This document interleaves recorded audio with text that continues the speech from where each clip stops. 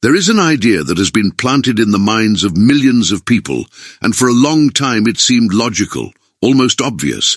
If one income helps pay the bills, then two incomes should solve all problems. This silent promise shaped major life decisions, career choices, marriage, housing, and lifestyle, and it created a collective expectation of security and progress. But something curious happened along the way. Even with two salaries coming in every month, many families no longer feel secure.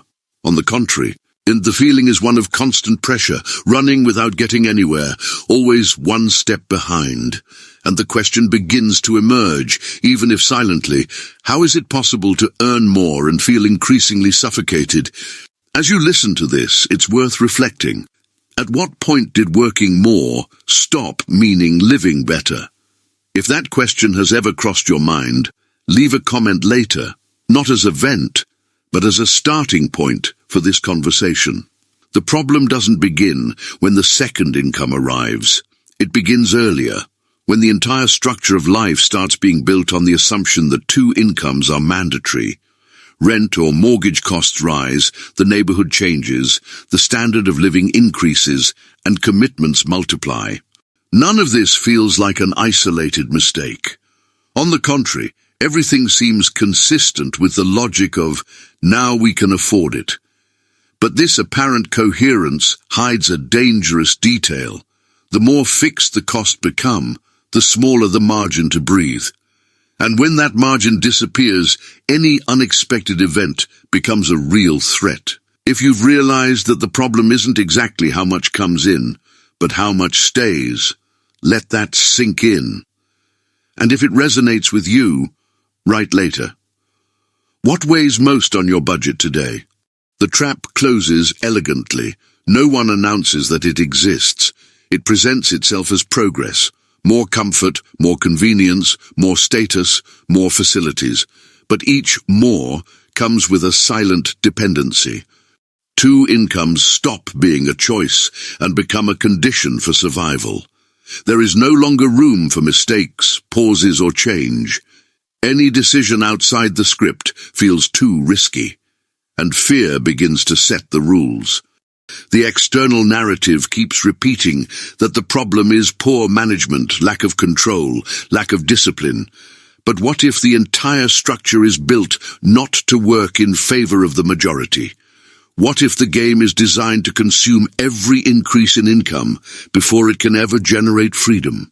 If this idea challenges you, hold on to it, and later tell us in the comments whether you believe the system rewards effort or simply absorbs everything you produce. Another rarely discussed point is the psychological impact of this dynamic. When two salaries support everything, work stops being just a source of income and becomes an emotional anchor. It's no longer just money at stake. It's the stability of the home, the future of the children, the sense of security. This creates an environment where decisions are driven more by fear than by purpose, and living constantly in that state comes at a high cost, even if it never appears on a spreadsheet. Maybe you know someone who earns well, but lives exhausted, anxious, always worried about next month. Or maybe that someone is you. If so, know that you are not alone in this experience. And sharing it can help others see themselves too. There's also a factor that rarely makes it into the calculation: the invisible cost of dual income. Outsourced time, drained energy, rushed decisions, less flexibility to handle crises. None of this appears on a bank statement, but it shows up in real life. And when these costs accumulate, the feeling of being trapped grows stronger, even if the outside still looks successful. Now think with me. If tomorrow one of the incomes disappeared for any reason, how long would your current structure hold? This question isn't meant to create fear, but awareness. And if you're open to it, answer later with honesty, not with numbers, just with feeling. What's most intriguing is that this trap doesn't target irresponsibility. It captures precisely those who tried to do everything right, studied, worked hard, planned ahead, followed the expected path. And maybe that's why so many people take so long to notice the problem. Admitting that something is wrong can feel unfairly like admitting failure, when in truth, the mistake may not be in the person but in the model. If this perspective is new to you, here's another quiet invitation. Stay with me. There's still a lot that needs to be unpacked, layer by layer. Before we go any further, let me ask you something simple but powerful. Do you feel like you're working today to build options, or just to keep everything running? That answer, even if you keep it to yourself for now, says a lot about where this story truly begins. The structure of life begins to depend on two incomes. Something curious happens.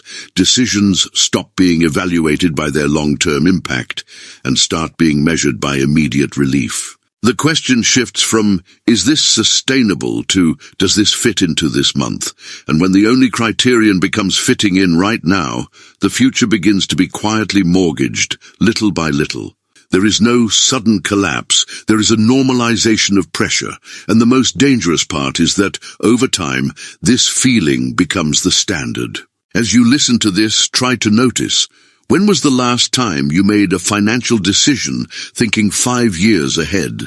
If that question feels uncomfortable, it might be worth sharing later in the comments what makes it hardest for you to think long-term today.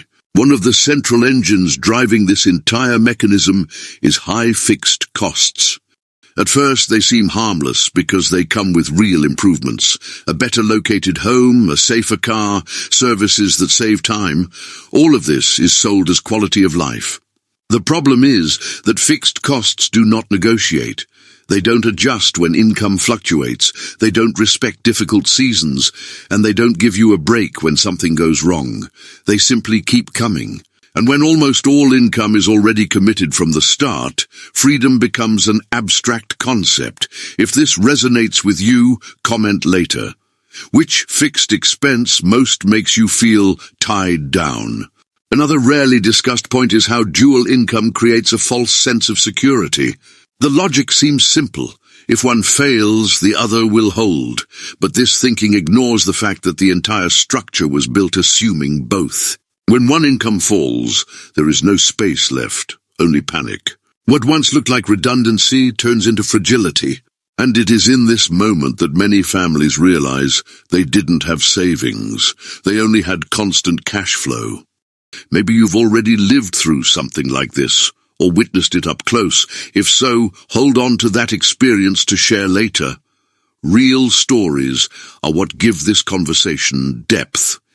There is also a silent psychological effect. When both people work to sustain everything, time starts to be treated as cheap currency. What used to be lived is outsourced, convenience is purchased to compensate for absence, and presence is slowly traded for practicality. Not because anyone wants this, but because it often feels like there is no alternative. And this constant trade-off comes at a cost that doesn't show up in the budget, but does show up in relationships, in health, and in everyday stress levels. If you feel like you're always tired, even while doing everything right, maybe that's an important sign. Tell me later, do you feel like time has become shorter? Or does it just seem that way? Another crucial detail is lifestyle inflation. When income rises, the standard of living rises along with it, almost automatically. Not out of explicit vanity, but because of comparison, social expectations, and even self-protection. After all, no one wants to appear as if they haven't evolved. The problem is that this evolution is often only visual. Inside, the financial margin shrinks, the space for mistakes disappears, the pressure grows. And here, a paradox emerges. The more you earn, the less you can afford to stop. The higher the standard, the more fragile the structure. If this idea made you think, hold on to it, and later, tell us whether you agree or disagree. Dual income also drastically reduces the flexibility of important decisions. Moving to another city, changing careers, starting a business, slowing down, taking care of a family member, all of this begins to feel unviable. Not because it's impossible, but because the structure no longer allows it. And when life loses flexibility, any crisis becomes an existential threat. Maybe you've postponed a dream, not because of a lack of desire, but because of fear of destabilizing everything. If that has happened to you, know that many people live with this same dilemma in silence. Another rarely mentioned aspect is the impact on career choices. When two incomes become indispensable, work stops being aligned with purpose and becomes merely functional.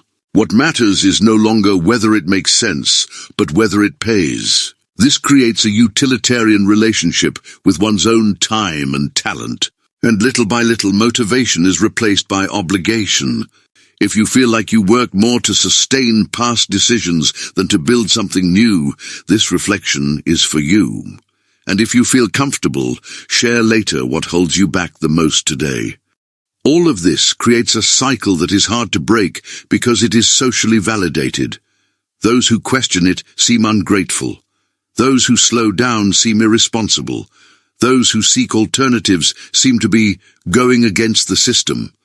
But perhaps it is precisely this questioning that separates survival from freedom.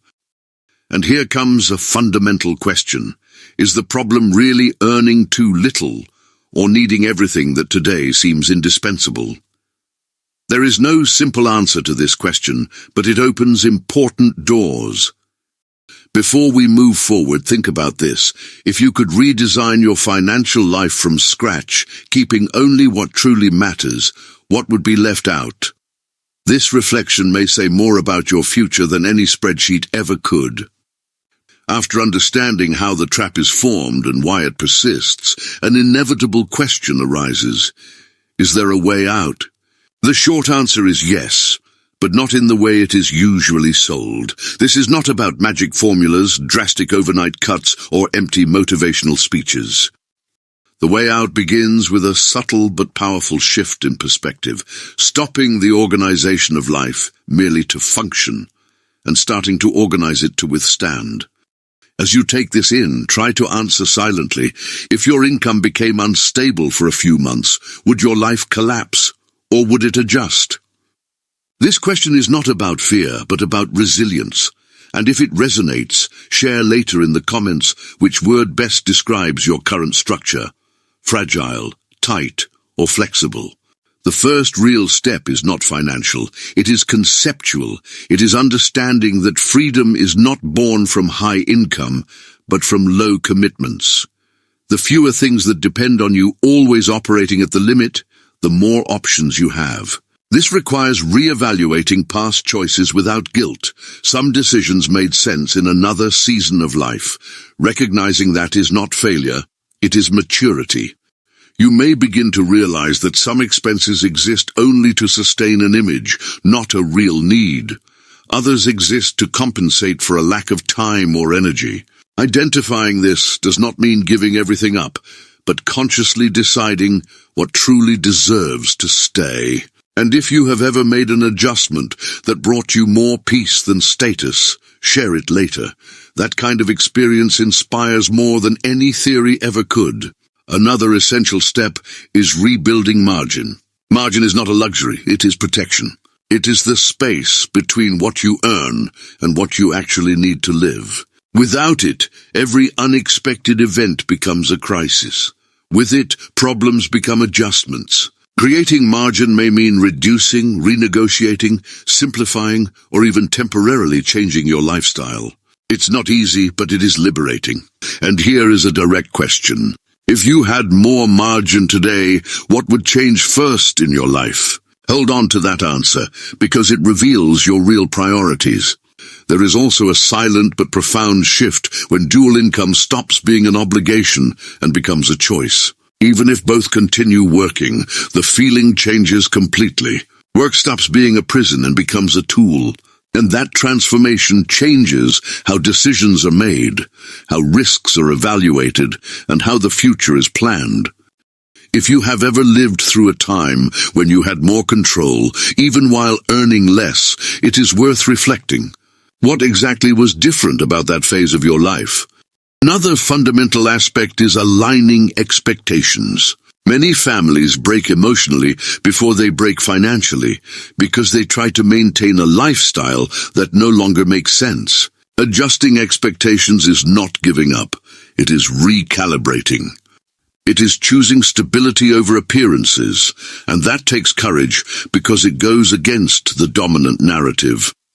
Maybe you have already felt the pressure to keep up with others.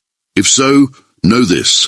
That game has no finish line, only higher costs and less room to breathe. It is also important to talk about conversations. The dual income trap grows in silence. When everything becomes an obligation, no one wants to admit exhaustion. Opening dialogue at home about money, time, and priorities does not solve everything, but it prevents the problem from growing in the shadows. Many changes begin with an uncomfortable but honest conversation. If you think this kind of dialogue is missing today, leave a comment later. Which financial topic is almost never discussed, but should be? In the end, breaking away from this mindset is not about going back in time, but about redesigning the future.